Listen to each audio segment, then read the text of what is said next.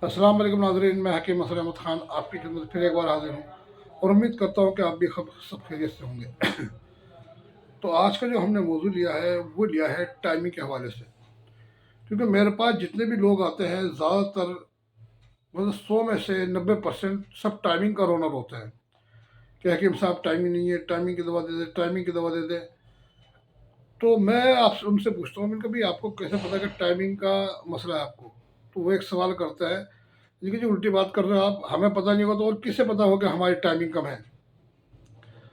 मैं कहा चलो फिर, मैंने कहा जब मैं इनके नब्ज़ देखता हूँ तो मुझे लगता है कभी, मैंने कहा भाई टाइमिंग की कमी तो तुम्हारे अंदर है ही है, मगर एक बात होता तुम्हारा तो इंतशार ही बहुत कम है। इंतशार भी नहीं है, यानी कि शक्ति भी नहीं आती, तैयार भी नहीं होता, और एक बार दोबारा एक बार करने के बाद दोबारा भी तुम जी नहीं करता, और दूसरे दिन फिर आपका थकावट कमज़ोरी ये हो जाती है। तो आप फिर सिर्फ टाइमिंग की ही दवा क्यों मांग रहे हैं?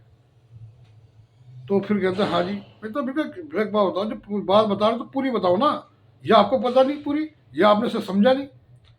तो फिर जब वो समझते हैं इस बात को, जब मैं उन्हें समझाता हूँ तो ये मसला उनके समझ में आता है, और फिर उनका इलाज होता है। अल्हम्दुलिल्लाह अल्हम्दुलिल्लाह, शिफा तो अल्लाह के हाथ में है, उससे शिफा देनी है, मुझे काहे को शिफा देनी। मुझे तो फिर मुझे तो सिर्फ जो उन्होंने मुझे इल्म दिया उसके अकॉर्डिंग मुझे उसको उनका इलाज करना है, वो दवाई देनी है, और इंशाल्लाह वो अल्लाह ताला उन्हें ठीक कर देता है। जी हाँ, बिल्कुल यही बात होती है कि लोगों को पता सही तरह से होता नहीं, और बहुत से लोग कहते हैं कि हमने इलाज बहुत करा लिया, इलाज जो हमने बहुत करा लिया, और करा करा के थक भी गए हैं, बहुत दवाइयाँ खा ली हैं, मगर क्या हुआ कि वही ढाक के दिन बाद फ़ायदा होता ही नहीं। जब तक दवा खाते हैं जब तक फ़ायदा होता है, उसके बाद दवा नहीं दवा, उसके बाद ऐसा का ऐसे जैसे पहले थे, हमारे पैसे बर्बाद गए।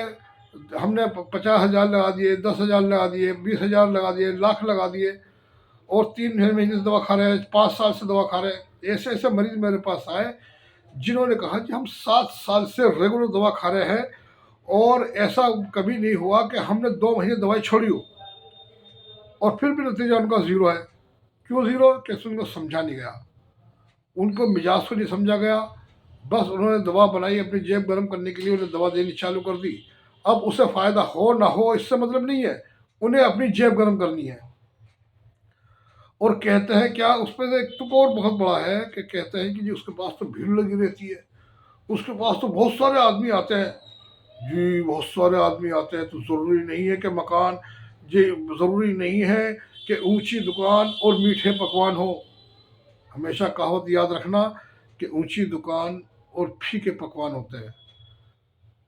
अल्लाह ने उनकी रोज़ी खोल रखी है, उन्हें रोज़ी देनी है, अल्लाह को रोज़ी देनी है, उनके नसीब में इतनी रोज़ी है, इसलिए उनके पास भीड़ लगी रहती है।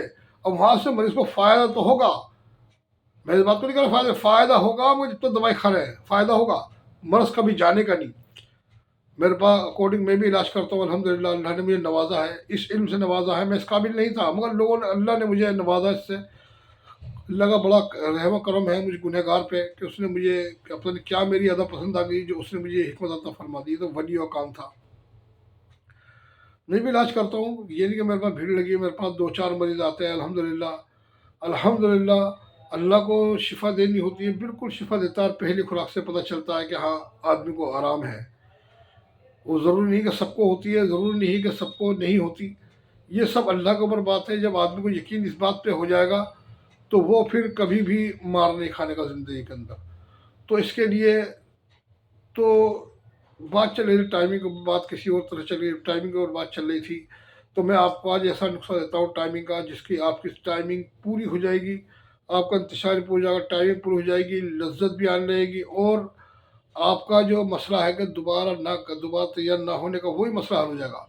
तो इसके अंदर क्या आपको लेना है भाई, एक बात और बता दें कि आपको अगर मेरी वीडियो पसंद नहीं आती तो आप कमेंट में लिखते हैं कि आपकी वीडियो हमें पसंद नहीं आती, और आप वीडियो ना बनाया करें, मैं बिल्कुल चैनल छोड़ दूँगा, बंद कर दूँगा अल्हम्दुलिल्लाह से। क्योंकि बात दरअसल ये है कि आप इस चीज़ों को ना तो शेयर करते हैं अपने यार दोस्तों के पास, ना ही इसे लाइक करते हैं, ना ही कमेंट करते हैं, और ना ही सब्सक्राइब कराते हैं। कि अगर मेरी जानकारी आपको अच्छी लग रही है तो कम से कम सब्सक्राइब, लाइक और शेयर ज़रूर करें। नहीं अच्छी लग रही तो आप बिल्कुल कह दें कि आप वीडियो बनाना बंद कर दें, मैं इंशाल्लाह बंद कर दूँगा बिल्कुल, और ये चैनल भी डिलीट कर दूँगा आपने, ठीक है नहीं? तो आप इस पे ज़रा गौर दें मेरी बात पे। जो सही है सही का फैसला करें। मैं आपको किसी बात के लिए फोर्स नहीं कर रहा, ये आपकी मर्ज़ी है। आपने बहुत सारे चैनल सब्सक्राइब कर रखे होंगे, ठीक, तो आप उसमें लाइक कमेंट भी ज़रूर कर सकते हैं। शुक्रिया जनाब। तो चलते हैं नुस्खे की तरफ। इसके अंदर आपको लेना है भांग के पत्ते।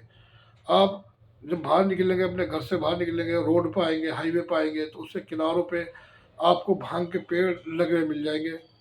आप इसके बारे में आपको पहचान नहीं है, जानकारी नहीं है, तो आप जो है गूगल पर सर्च कर सकते हैं कि भांग का पेड़ कैसा होता है।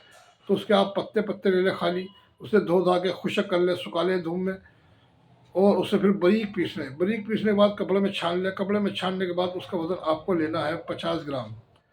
फिर आपको पंसार के जाना है। पंसार के से आपको लेनी है अजवाइन खरासानी। जी, अजवाइन खरासानी ये भी आपको लेनी है 30 ग्राम। तो 30 ऐसे अजवाइन को आपको पहले कूटना है या ग्राइंड में कर लें।